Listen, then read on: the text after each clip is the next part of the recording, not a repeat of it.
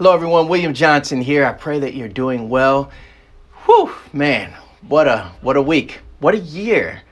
Feliz Navidad. Merry Christmas to you. Happy New Year. I pray that you are full of peace. If you're not, I pray that you will be. And I want to let you know that I appreciate every single one of you who continue to watch these videos.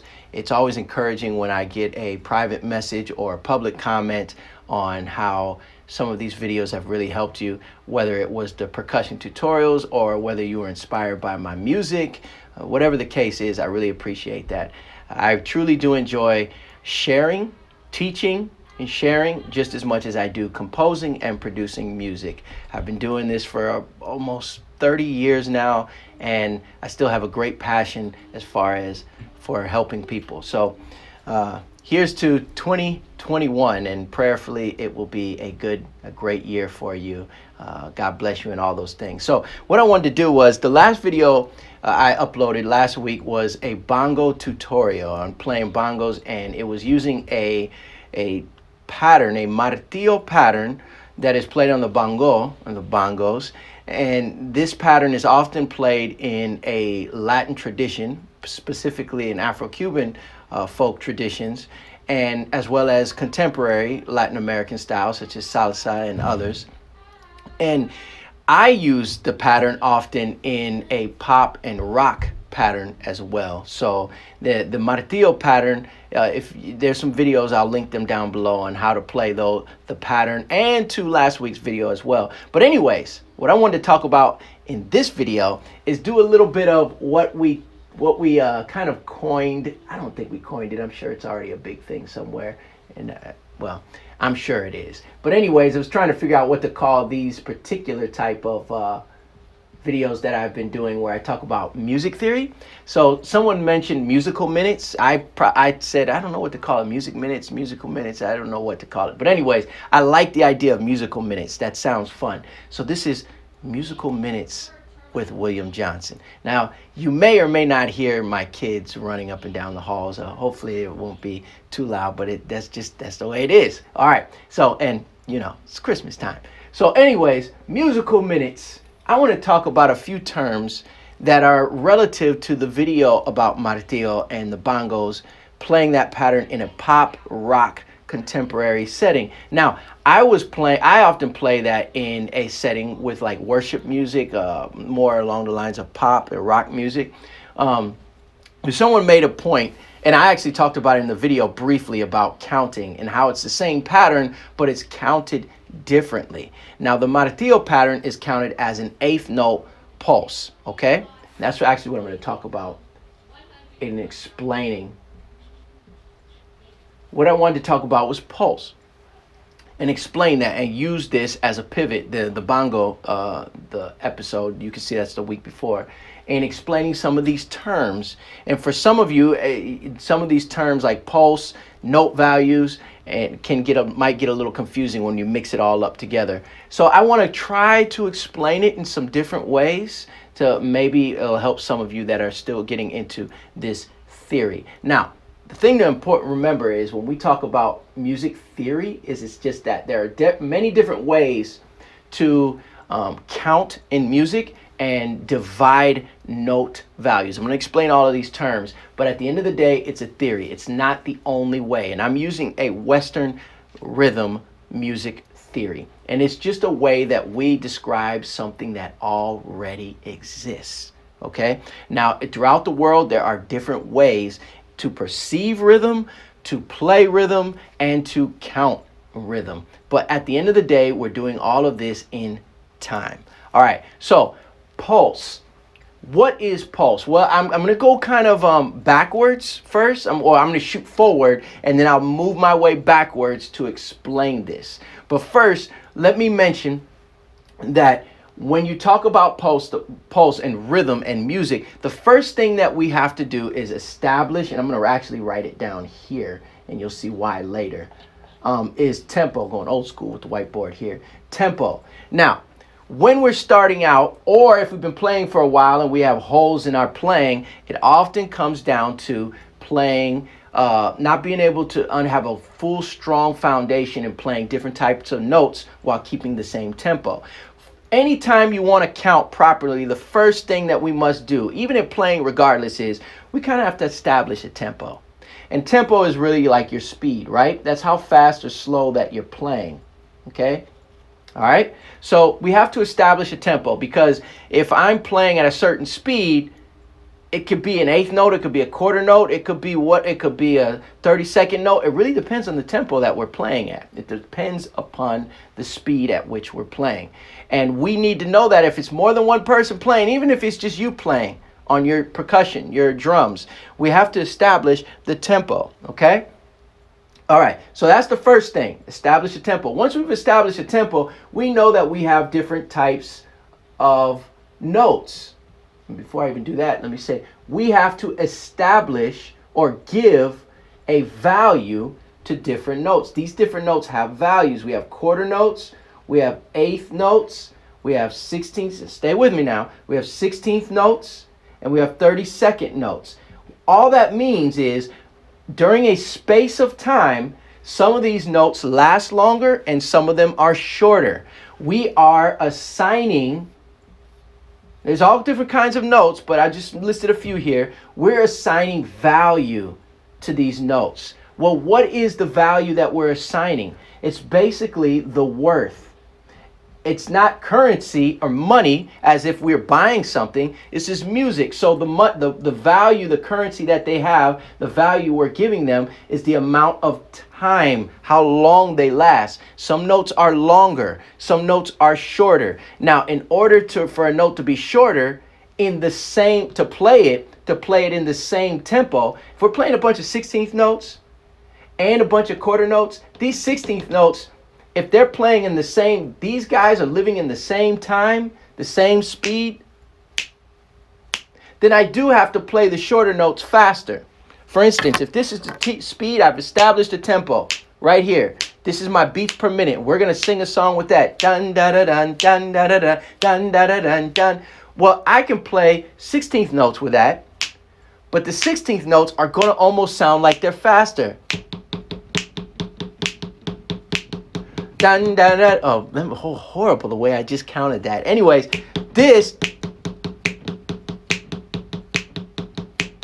dun dun dun dun dun dun bum ba bum bum ba bum bum, right? The notes here where I was playing tapping on the board are 16th notes. I'm snapping quarter notes based on the tempo. If the tempo is right here and it's let's say I have, let me change this. I have a metronome right here. I'm at 96 beats per minute. Now, if I establish that that's the speed or the tempo we're playing, every time a beat hits, I'm counting. Those are quarter notes, okay?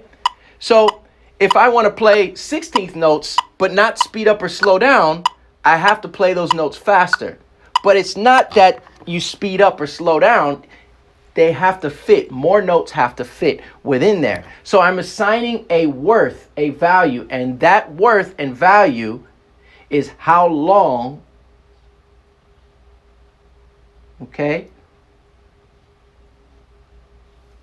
How long or how short.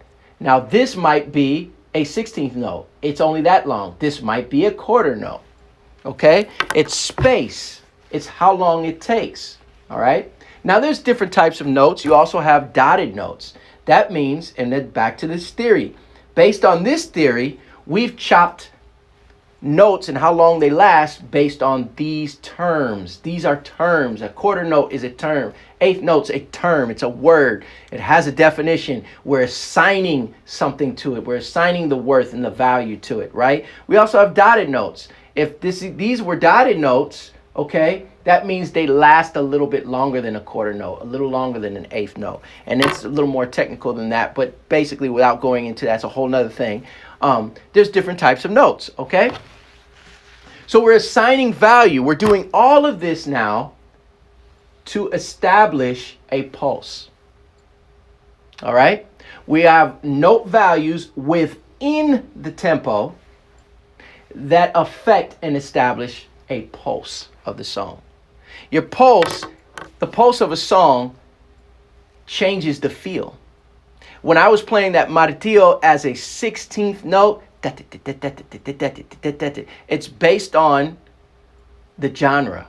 It's changing, the pulse of the rhythm is changing. If I was playing it in more of a salsa context, it'd be 1 and 2 and 3 and 4 and, because the rhythm, the time in the song in that style would be counted different. I'm going to get to that in a second.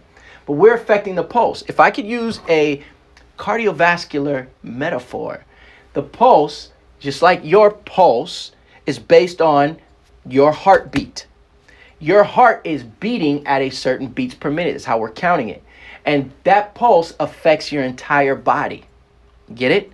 That pulse affects the entire body. Well, guess what? This pulse affects the song.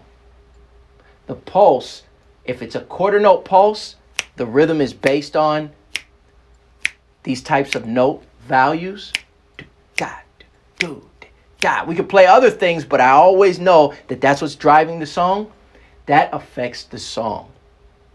One of the things that drummers and musicians, period, are always doing is we're looking for a pattern. And this is where the negotiation comes into play. We're looking for a pattern. So if you're playing with other musicians, you're finding a pulse. You're counting note values. All of this based on where the other musicians are playing. And often, not always, but because drums can play rhythmically and melodically, that's a whole nother thing there, but they can play melody, right? But here, we are going based on where the melody starts and ends. That's how we're counting. So if I'm playing a martillo pattern and I'm counting it as eighth notes, that's because the way I'm counting is based on how the other instruments in the band are playing. Same rhythm, I'm just counting it differently, okay? But that's very important. It's very important because you might say, well, then does it matter? It matters very much so, because now it comes down to what we might call afinque, or the tradition, the authentic feel of that tradition in song. If you're trying to get that feel, the way that tradition, the way it's supposed to sound, then you have to know how to count the rhythm, where you play certain notes, okay? But anyways, all of this goes to the pulse of the song. Now, you have note values you assign: quarters, eighth note, 16th note, 32nd note. So when we say note value, all it means is how long or short the notes are, what type of notes they are. They're the type of note they are because of how long they last, how quickly they're played. But all of this is negotiated. All of this is established within a tempo. That doesn't mean the tempo can't speed up or slow down. In some traditions, that is quite authentic to maybe speed up at certain parts of the actual song or the actual composition. But we are establishing this note value based on the tempo that we're playing. All of this affects the pulse. Okay? So your pulse is just like we mentioned with your body. Your pulse affects the way your body feels, or whatever your body is doing and needs to do now affects your pulse. If the song changes a certain way, your pulse is going to change. The heart says we need more oxygen. We need more blood to the body, so it pumps faster. Sometimes there's an irregular heartbeat. The heartbeat is not beating at a steady pattern. Now, sometimes there are variations within the pulse, within your heartbeat, and sometimes it's completely normal, and other times it's unhealthy, just like rhythm. Sometimes it can be perceived as unhealthy if it's a different tradition to you and you're not used to it, but it may be completely normal in that tradition. What it comes down to is, has everyone in that aggregation, that band, have they all negotiated, this is what is normal to us and this is what we all want? That's what it comes down to, is playing with everybody. So anyways, pulse. It really has to do with how the song is driven. Now, the pulse can be spoken about in sections of a song. In this section, it's a quarter note pulse. So meaning the accents, the rhythm, it's all really based on quarter notes. So if this is the tempo, and you're going, those are not quarter note pulses. Right now it's playing quarter notes, the metronome. So if we say in this section it's a quarter note pulse, On the bass drum, now we're getting specific. Boom, boom, boom, boom. Then in the next section, it's eighth note. Boom, boom, boom, boom, boom. Or sometimes we use the term build. We build, right? But either way, we can use these terms pulse. Some songs have within the melody, the keys, the strings, the horns, the singing or the drumming, and the drumming as well, yes. Some songs have a overall pulse. So it helps to be able to learn how to count this, because at the end of the day, what we're doing is negotiating and listening for a pattern. That's what we're doing. That's what music is really, there's no one definition of music, but a lot of times there are patterns. Now, sometimes we use term ethnocentric, a little anthropology for you. We use ethnocentric terms saying, well, that song doesn't have a pattern. Well, it does have a pattern, you just don't understand it. It's like walking in a corn maze while being in the corn maze, not knowing that maybe it's a triangular or, I was going to name some term, whatever. It has a certain pattern. You can't see it. But if you used a drone or got some aerial footage or was way up on a ladder, you could see the actual pattern. But while you're walking in the maze, you might go, there's no pattern to this. It's just leading me nowhere, right? Well, that's because of where you are viewing the pattern from. So if you're viewing it from outside of the experience, then yes, it doesn't have a real pattern, but some places in the world it do. But anyways, all that has to do with getting back to the term pulse. Pulse really has to do with the note values within a certain tempo, okay? And we're counting all that based on wherever, if it's the melody, where the melody starts and where it stops. It's very important. If I go ban dan da da ban dan dan ban dan dan dan da, I have to know where that starts. Dan dan dan dan dan dan dan. Dun, dun, dun, dun, dun. You see, every time I went like that, that's where I was saying that's where it starts. So I have to know where it starts so I know how to count it, and I know how to assign note values to it or hear the note values within that melody. If I don't know where it starts or where it ends, then I might get a little bit lost, okay? Now, some songs start in different places, that counting. So that's another related thing. Anyways, hopefully some of this makes sense and helps out. All right, everyone, thanks for watching. Hopefully this musical minutes episode was helpful. Merry Christmas again, Happy New Year, and I'll see you soon.